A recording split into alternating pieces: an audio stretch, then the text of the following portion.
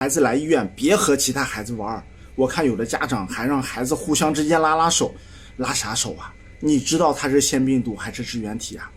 来医院注意这几点，第一个就是排队时最好一个家长去排队，孩子去人少的地方，轮到咱了再过来。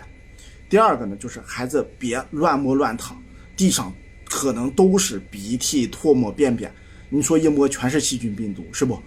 第三个，别和其他孩子玩。第四，有条件的错峰就诊，一般早上8到10点人是最多的。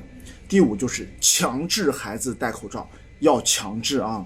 第六个，从医院出来就给孩子洗手，回家之后把衣服赶紧换了。